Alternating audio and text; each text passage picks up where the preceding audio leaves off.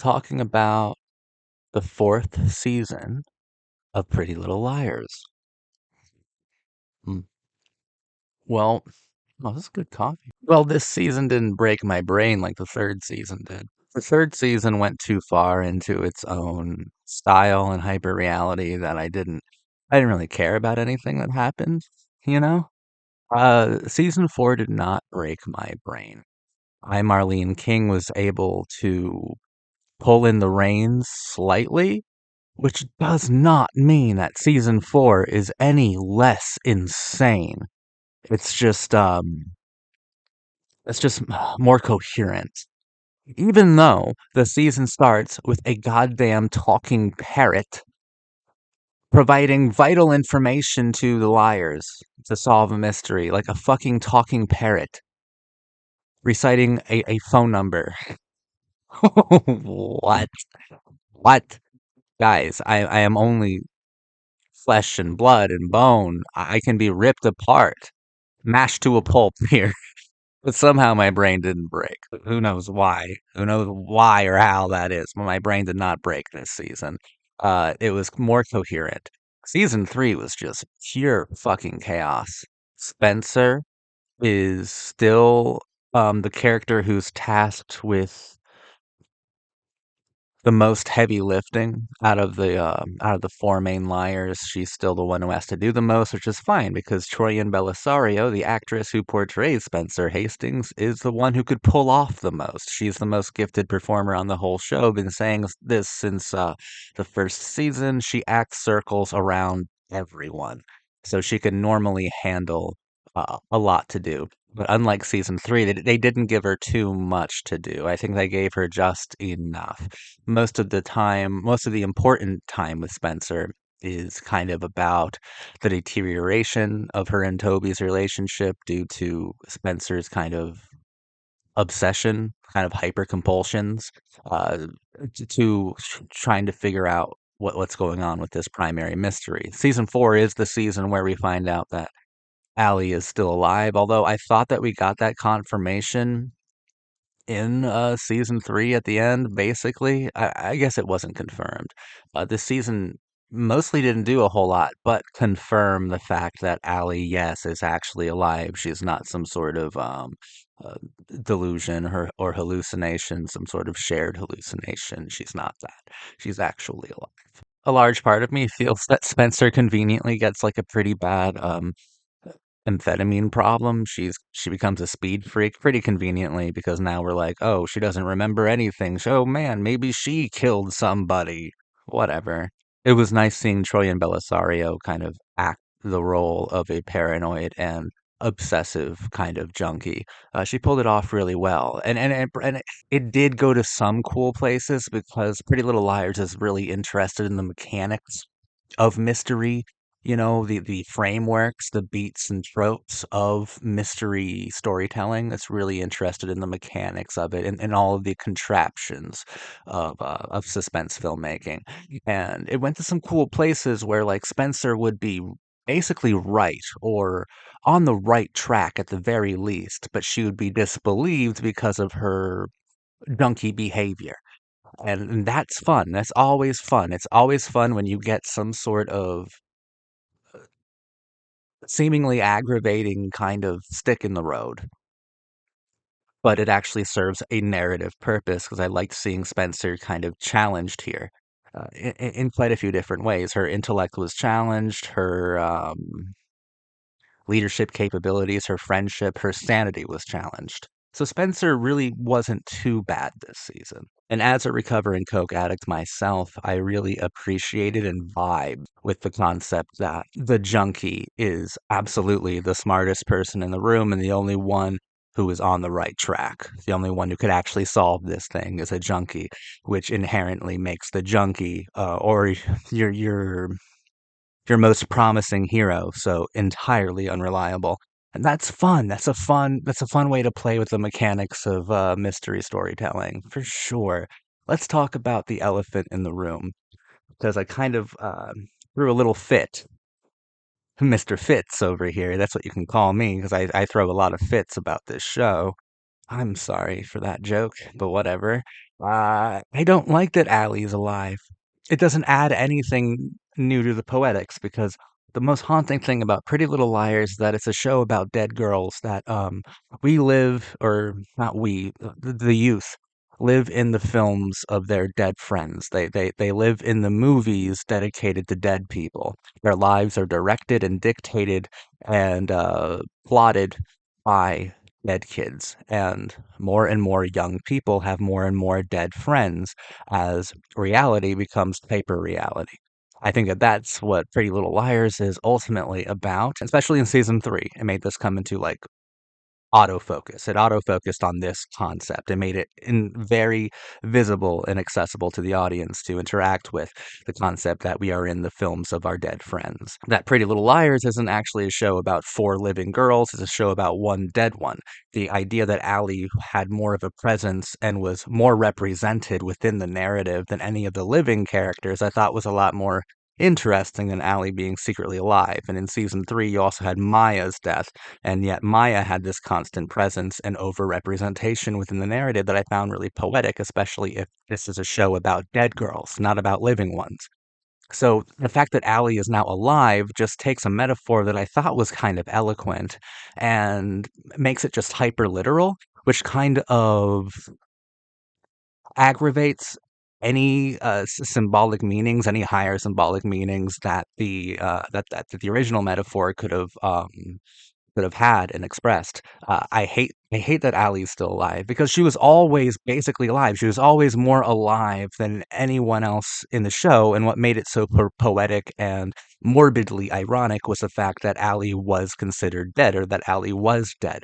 The fact that this dead girl has more of a presence and has more of a life than any of our living heroes, I thought was a lot more poetic and a lot more affecting, like emotionally, thematically, politically, stylistically. I thought it was a lot more interesting when she was dead. Now that she's alive, nothing has changed, right? Like we know that Allie's alive, yet they're still being threatened by A and all this like bullshit. It's still the exact same shit that's happening, so it doesn't matter if Allie is alive or not. The poetics and the mechanics have not changed. So the idea of Allie being alive to me is a waste of a really good poetic statement about the lives of young people in the 2010s and how the lives of young people are dominated by their dead friends, and that Pretty Little Liars is a show about and for dead girls. And I feel that Allie being alive is a waste of a perfectly crafted metaphor that I think could have been. I feel like there was more room to excavate and explore here. I did notice that the final episode did a lot of fucking heavy lifting there from I. Marlene King, who wrote that one. She had to desperately, acrobatically, athletically try to make sense of every other episode in the entire show by but making it cohere. Final episode A is for Answers of season four is about connecting the dots, making it make sense. The idea that Allie could still be alive. What exactly happened to her on the night she disappeared with what? Mr. Fitz, with Ian, with Melissa, with Spencer, with Toby and Jenna, with all sorts of people. And it was about making it coherent. It was about making it feel just, oh wow, a revelation. I'm totally completely understanding. But as I covered before, I don't think Pretty Little Liars is a show that's interested in coherency. It's not really a show that's interested in revelations and revealing grand truths. It's hyper focused and it's obsessed with playing with the mechanics of mystery storytelling. So that's where I. Marlene King gets to do a lot of heavy lifting by connecting these dots. And I believe that she does connect them in mostly fair ways, but there are so many unfair things that are done structurally to make it cohere, to make it make sense, which is fine because mysteries are one of the most unfair genres within an art form, a cinematic art form that is intrinsically unfair to begin with. Everything that's filmed is a lie, and a lie is always more interesting than the truth. Ali was right. I. Marlene King is right. It's just entirely unfair sometimes, and like I said, most of the time, I think that I, Marlene King, is following her own rule book, and then at other times she's completely betraying the languages established. But once again, that's okay given the stylistic raison d'etre of Pretty Little Liars in the first place.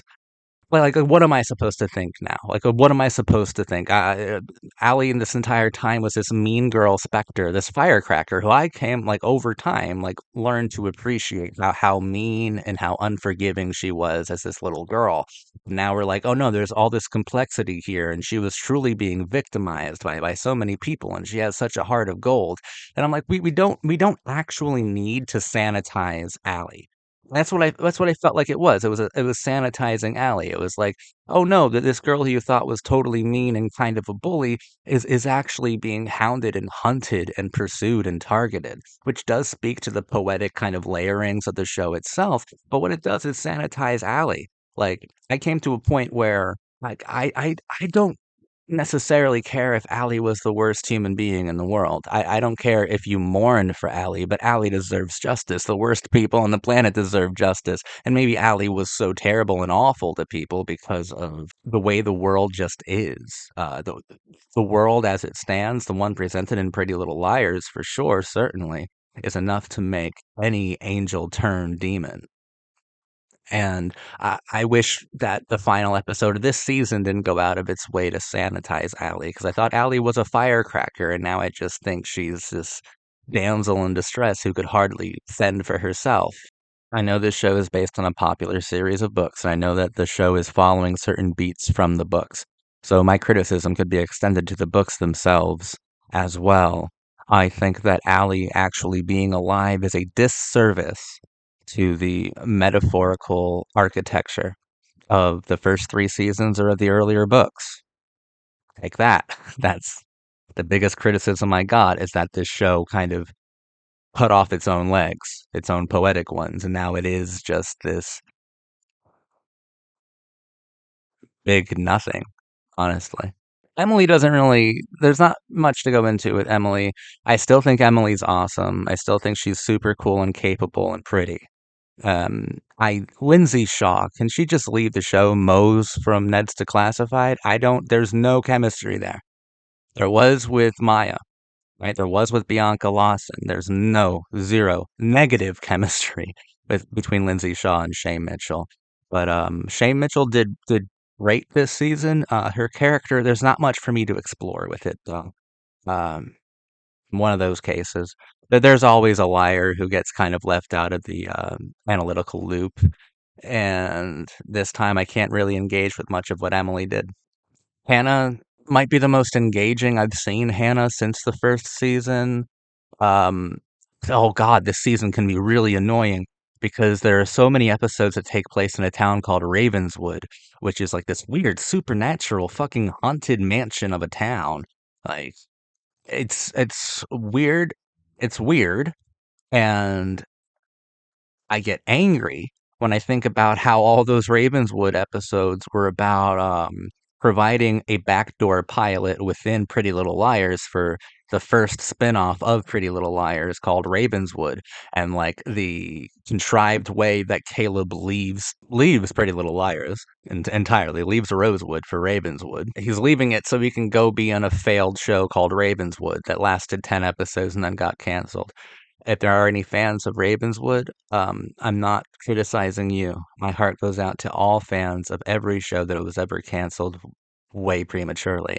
And it definitely sounds like Ravenswood was. I think a supernatural teen drama within the world of Pretty Little Liars might be kind of interesting. It might have been kind of cool. I'm never going to watch it, though. It doesn't really interest me. But if you were a fan, my heart goes out to you.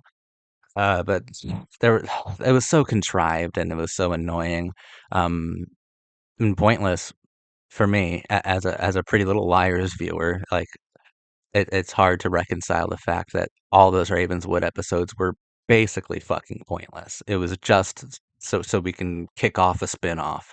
And Caleb leaving the show, well, fuck off, man. I hate this new bald guy. Is his name Travis or something that Hannah's with?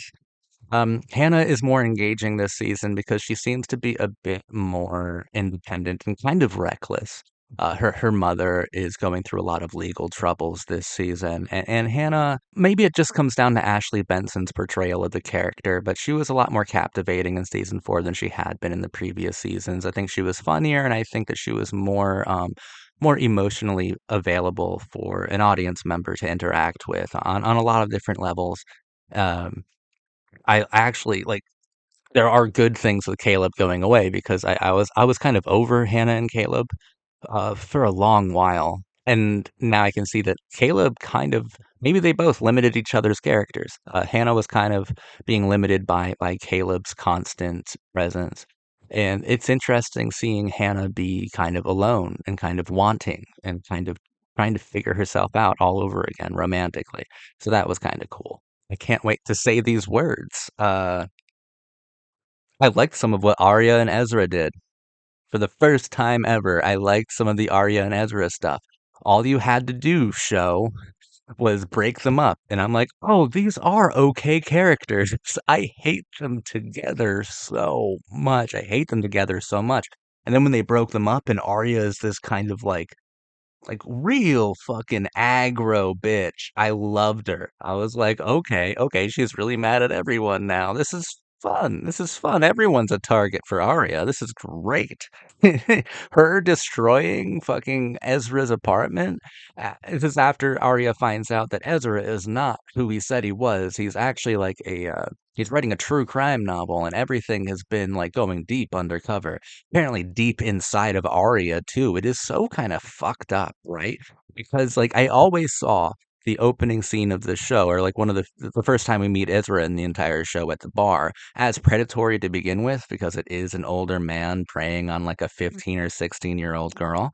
And I always saw that as predatory to begin with, but now it's predatory times two, predatory times 1,000, because now the show posits that Ezra already knew who Arya was, already knew that she was underage, and pursued her intimately anyway, or deliberately, so that he could figure out more about Allie, who he was also in a relationship with.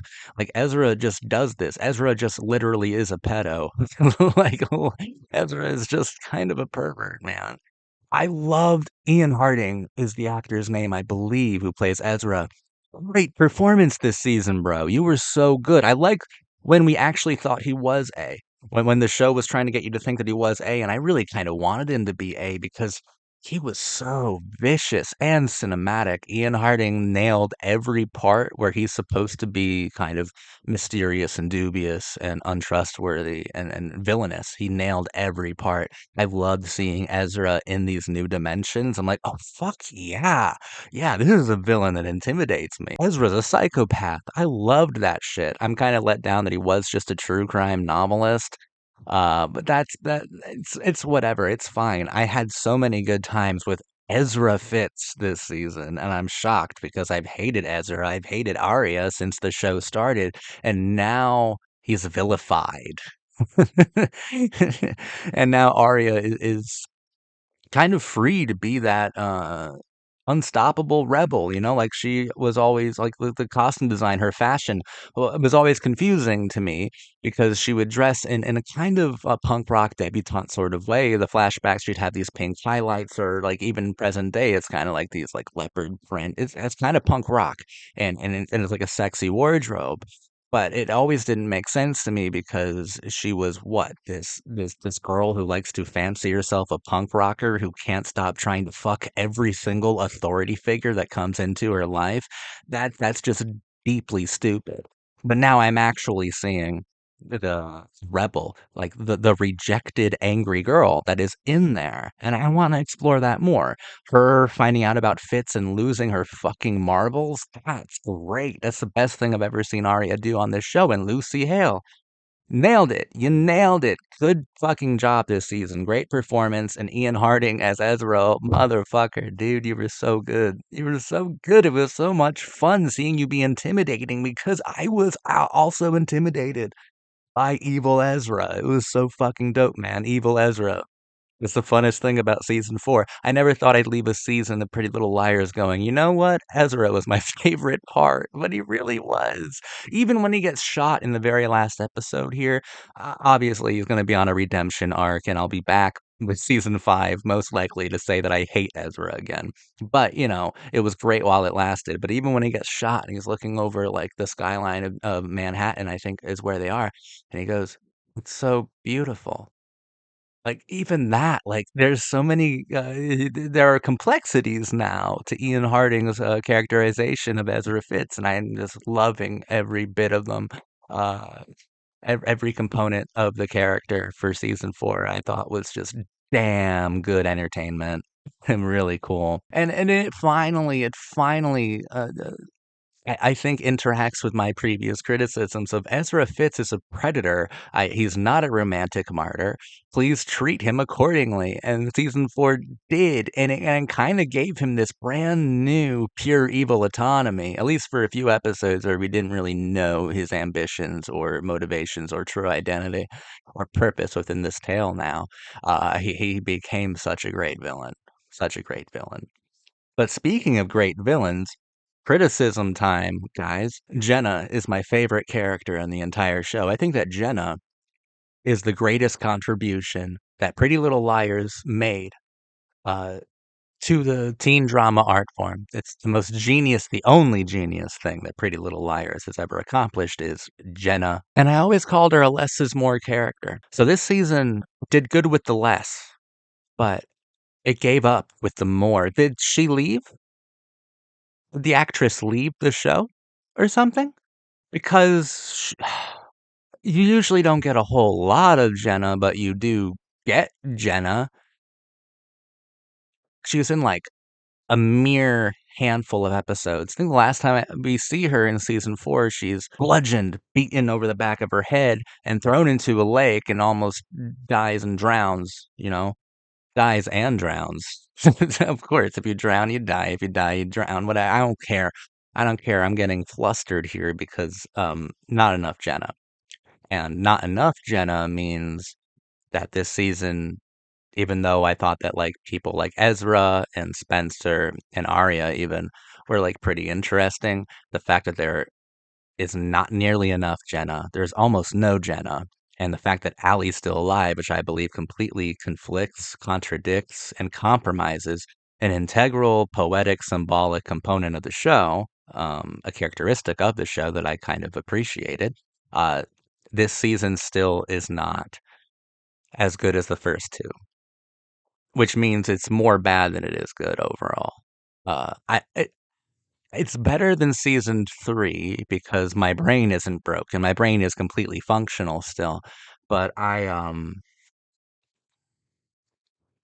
really let down by the decisions that the show made, even though I am impressed by how the show made them. Because that's what I feel about Pretty Little Liars, is that it's a show that's really interested in mechanics and trappings of genre filmmaking.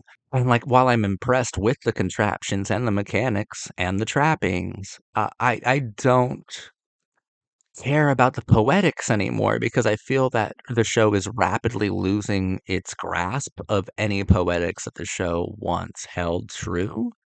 So the show is quickly becoming a show about nothing. And that's kind of tragic in a large way. We're only halfway through. So this is what happens when you're halfway through a show. Either the best days are over or a surprise resurgence in quality is yet to come. Something tells me that the best days are over and that Pretty Little Liars will never amount to any sort of thing remotely resembling mastery. I think that the best we'll get from the season is good. The first 2 seasons are good. The 3rd season is brain breaking, hyper reality. The 4th season is not very good, but pretty entertaining. Not very interesting to analyze, interpret, discuss, or deconstruct. The most genius thing the show ever did was provide us with Jenna, a new archetype for the ages, a new archetype that was totally radical and to me revolutionary and extremely poetic and hyper cinematic that we did not get enough of in season 4. So season 4, nothing, I can't put it on the same level as season 3. I think season 4 is better than 3 because season 3 completely broke my brain and was not a pleasant viewing experience. So, but it's still not good. Still not good. But Ezra fucking fits, dude, and Arya Montgomery, they were both really good here. Somehow, for some reason. Mona is always fun to watch. I should mention Mona regularly now in these analysis videos. Mona is really fun. I love her dynamics with Fitz, really. Seeing Fitz kind of intimidate her so much and seeing that Mona truly informed Allison's new life as we find out in the final episode. That was the coolest thing about the final episode is finding out that Mona was honestly the architect behind uh Allison's second coming, second life, honestly. So Mona is still really cool. I still love Mona. She's pretty great. So I would like to see more Mona. I like to get a bit more introspective and contemplative and cinematic with Mona because I think that there's a lot of potential with her. So I'd like to see more of her. I'd like to see more of Jenna, please. You fucking assholes. I want to see more of Jenna. You guys are jerks. Toby, Toby can leave the show. Toby can stay in London at this point. I don't want to see Toby. I'm done with Toby. I could see more Melissa, mostly because Tori DeVito is super sexy. But that's enough for me to want to see more of another character. I want to see more of Melissa because she's hot and the most unreliable character consistently since season one.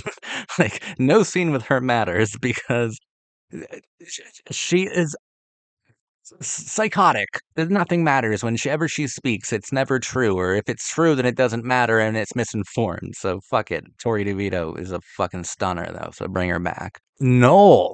Noel, man. I remember in season one, I'm like, I hope I get more Noel. That guy was captivating. He still is. And he's pretty damn important, it turns out, to the specifics of the narrative. He's pretty damn important. I like Noel. I want to see more Noel. I'll save my analysis of Noel for a future season because you're given crumbs of Noel. There's not much to go into. It's just crumbs, but I feel like there's a banquet of Noel just waiting for me in the future, and I'll wait to analyze him. Until then, just know that am still thrilled every time he shows his face. And he showed his face in a pretty massive way in season four as a dude who knew that Allie was not dead at all and was actually like safeguarding her, was actually protecting her in a very large way. I think he just was protecting her. That's pretty great. And they did a like one cryptic line of why does Noel know about your secrets or something similar to that, something akin to that? And Allie says, Noel has plenty of secrets of his own, and I would like to find out what those are before I provide you with my analysis of his character, because I think he's a wild little wrecking ball. That dude's cool. But we've come to the end of season four. This is the end of my video. It didn't really provide us with a whole lot of substance, to be honest, to speak about. In season three, I did get to talk about hyperreality. I did get to talk about being in the movies of dead kids. Like, I did get to talk about that. Season four, the only poetic or metaphorical, symbolic or philosophical work that it did was against itself, was against its own narrative. So we didn't really talk about what new themes mean or represent. We had to talk about how now the show is quickly becoming a show that has no philosophy and no psychology, and that's worrisome for me because I'm in this for the long haul. And Pretty Little Liars, I think, had a lot of potential in the first two seasons to really say some phenomenal and massive things about the teenage experience. But I'm not sure if I hold those aspirations for the show anymore. But I still had fun with season four. It is still entertaining. And I'll be back to talk about season five. Thank you for watching.